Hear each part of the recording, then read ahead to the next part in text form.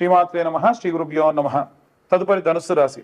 ధనుస్సు రాశి వారికి సంబంధించి ఏప్రిల్ 2025 మాసంలో ఎలా ఉండబోతుందనే విషయం తెలుసుకుందాం. ధనుస్సు రాశి వారికి సంబంధించి ప్రథమార్థంలో సగభాగం బాగుంది, ద్వితీయార్థంలో సగభాగం బాగుంది. అక్షయ తృతీయ అంతకంటే ముందు సందర్భాలు కానీ, అలాగే ప్రథమార్థంలో ఉన్నటువంటి రెండో వారం చాలా బాగా ఉందని చెప్పొచ్చు. వీరికి ఎలా ఉంటుందనంటే కష్టపడాలి, వారం రోజుల పాటు దానికి సంబంధించి ప్రతిఫలాన్ని పొందాలి, మళ్ళీ కష్టపడాలి, మళ్ళీ ప్రతిఫలాన్ని పొందాలి. ఈ రకంగా వీరి యొక్క పరిస్థితులు మారుతూ ఉంటాయి. ప్రాముఖ్యంగా చూసుకున్నట్టయితే వీరు తీసుకునేటువంటి నిర్ణయాల్లో జాప్యం, భయం విపరీతంగా ఉంటుంది. ఎంతో ఆనందకరంగా వాతావరణం అంతా ఉంటే వీరు మాత్రం కాస్త దిగాలుగా ఉండేటువంటి అవకాశం కనిపిస్తూ ఉంది.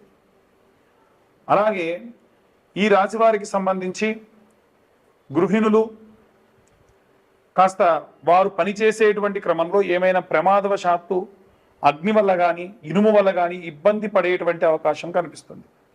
ఇండస్ట్రియల్ ఏరియాలో ఉన్నవాళ్ళు కానీ, భూమికి సంబంధించి క్రయ విక్రయ పనులలో ఉన్నవాళ్ళు కానీ సుబ్రహ్మణ్యేశ్వర స్వామికి సంబంధించి అభిషేకం చేయించుకోండి. హైదరాబాద్ పరిసర ప్రాంతాల్లో ఉంటే ఈ స్కందగిరిలో మీకు విశేషంగా అభిషేకం జరుగుతుంది, అక్కడ అభిషేకం చేయించుకోండి.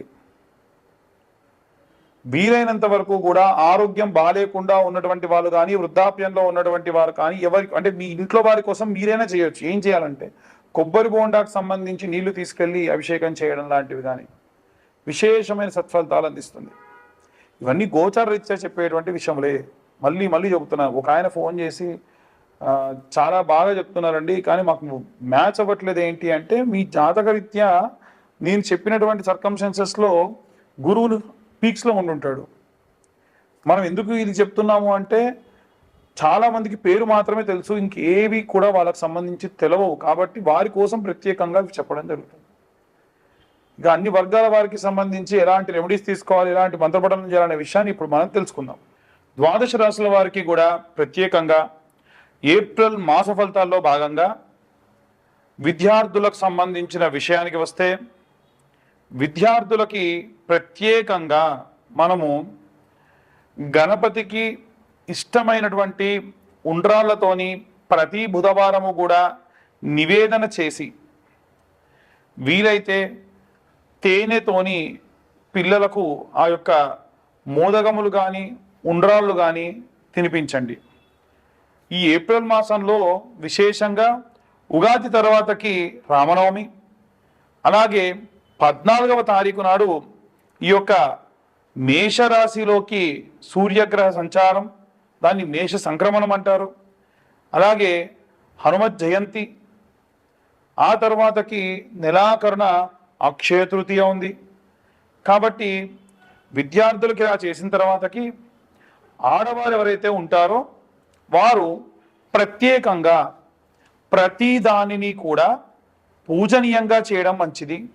అంటే మీరు వంట వండేటప్పుడు వీలైనంత వరకు స్నానమాచరించే చేయండి. వీలైనంత వరకు కాదండి, ఖచ్చితంగా స్నానమాచరించే మీరు వంట చేయండి.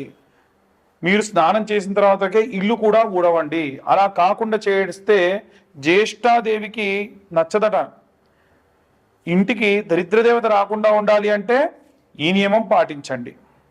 అలాగే ఎవరైతే ఈ యొక్క వంట చేసేవారు నిత్యాగ్నిహోత్రులు కాబట్టి ఆడవారందరూ కూడా స్నానం చేసిన తర్వాతకి ప్రాముఖ్యమైనటువంటి రోజులలో, ఉదాహరణకు శుక్రవారం కానీ, గురువారం కానీ, మంగళవారం కానీ వంట చేసేటువంటి పాత్రలు, వంట చేసేటువంటి గ్యాస్ స్టవ్ని నీట్గా తుడుచుకొని బొట్టు పెట్టుకున్న తర్వాతకి వంటను ప్రారంభించండి. ఇంట్లో వండినటువంటి మొట్టమొదటి నైవేద్యాన్ని దేవుడికి నివేదన చేసి తర్వాతకే ఇంట్లో ఉన్న వారందరికీ పెట్టండి. వీలైతే పూర్తిగా వండినటువంటి అన్నం గిన్నెను తీసుకెళ్లి దేవుడి దగ్గర పెట్టి కాస్తంత నెయ్యి వేసి చిటికెడు ఉప్పు వేసి దేవుడికి నివేదన చేసిన తర్వాతకే ఇంటిల్లిపాది తీసుకోండి. ఉద్యోగస్తులు ఎవరైతే ఉన్నారో వారు వీలైనంత వరకు కూడా ఉన్న 4 గురువారాలు కూడా బుధవారం రోజు రాత్రిపూట 110 శనగలు నానబెట్టి సూర్యోదయం కంటే ముందే గురువారం నాడు నిద్రలేచి సూది దారంతో ఆ 110 శనగల్ని కూడా దండలాగుచ్చుకొని నవగ్రహాల్లో కూడా ఉన్నటువంటి బృహస్పతి గ్రహం మెడలో ఈ యొక్క శనగల దండ వేయండి. ఇలా చేయడం వల్ల ఉద్యోగంలో ఏవైనా ఇబ్బందులున్నా ఏవైనా ప్రాబ్లమ్స్ ఉన్నా అన్నీ సాల్వ్ అయ్యి చాలా ఆనందంగా ఉంటారు. వ్యాపారస్తుల విషయానికి వస్తే ముఖ్యంగా ఎవరైతే మల్టిపుల్ వ్యాపారాలు పెట్టుకొని ఉన్నారో లేదా చాలా బ్రాంచీలు ఉన్నాయో లేదు చాలా పెద్దదైనటువంటి వ్యాపారం ఉందో ఆ వ్యాపార స్థలంలో తెల్ల ఆవాలు అలాగే కాస్తంత సాంబ్రాణి ఆవు నెయ్యి కలిపిన పదార్థాలతోని ప్రతి శుక్రవారం నాడు కూడా నుదురు దగ్గర ఆ యొక్క తెల్ల ఆవాలు పెట్టుకొని ఆ యొక్క హోమం దగ్గర చేసేటువంటి ఆ యొక్క పాత్రలో వేయడం వలన ఖచ్చితంగా మంచి ఉపశమనం కలుగుతుంది. అలాగే వ్యాపార స్థలంలో వచ్చేటువంటి వారు ఎన్నో రకాలైనటువంటి శౌచములతో వస్తారు కాబట్టి ఎటువంటి శౌచము తగలకుండా ప్రశాంతంగా ఉంటారు. అలాగే మీ వ్యాపార స్థలం దగ్గర ఒక పేపర్ తీసుకొని వెళ్ళి షాప్ అంతా మూసేసి వెళ్ళేప్పుడు దాన్ని వెలిగించి కుడివైపు 3 సార్లు ఎడం వైపు ఒకసారి తిప్పి అక్కడ పడేసి వెనక్కు తిరిగి చూడకుండా వెళ్ళండి. దీని వలన నరఘోష నరపీడితములు పోతాయి. సినీ రాజకీయ రంగాల వారికి సంబంధించిన విషయానికి వస్తే నిత్యము కూడా సూర్య నమస్కారాలు చేయడం మంచిది.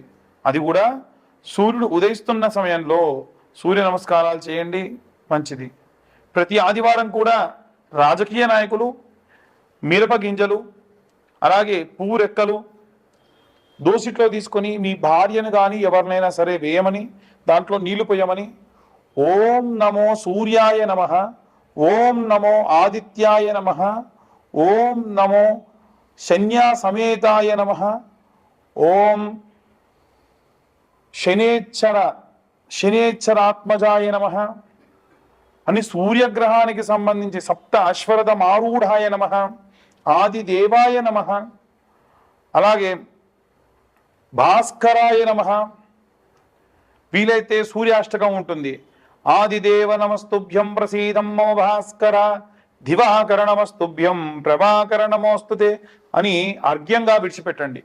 ఇలా చేయడం వల్ల ఎన్నో రకాలైనటువంటి ఇబ్బందులతో ఉన్నటువంటి రాజకీయ నాయకులకి ఆ ఇబ్బందుల నుండి బయటపడేటువంటి అవకాశం ఉంటుంది. అలాగే సినీ రంగంలో ఉన్నటువంటి వారు ప్రత్యేకంగా ప్రతి శుక్రవారము కూడా విశేషమైన కుంకుమార్చన అలాగే 108 నాణెములతో, ఉదాహరణకు మీరు సినీ రంగానికి మీడియా ఫీల్డ్కి సంబంధించిన వారు, మీ స్తోమత మీడియాలో పెద్ద పొజిషన్లో ఉన్న ప్రతి వారము 108 రూపాయలు మీరు అమ్మవారికి సమర్పించదలిస్తే 108 నాణెములు తీసుకెళ్ళండి, రూపాయి కాసులు.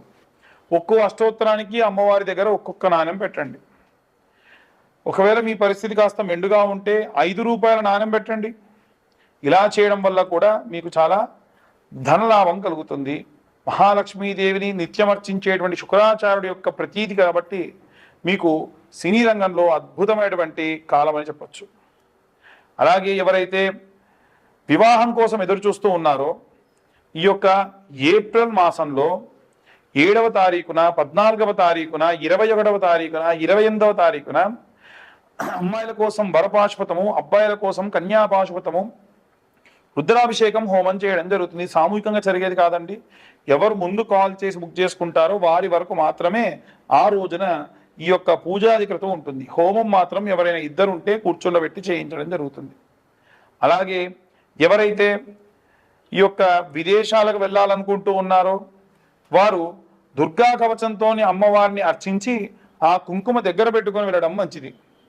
అలాగే ఎవరైతే రైతులు, సినీ రాజకీయ రంగాల వారితో పాటుగా రైతులు, కుల వృత్తులు, చేతి వృత్తులు చేసేటువంటి వారు సుబ్రహ్మణ్యేశ్వర స్వామికి అభిషేకం చేయించి ఆ అభిషేకం చేసి పడినటువంటి ఆ పాలని నీటిని తీసుకుని వెళ్ళి మీ పొలంలో చల్లుకోవడం వల్ల విశేషమైనటువంటి ఆ యొక్క భూ సమృద్ధి కలుగుతుంది.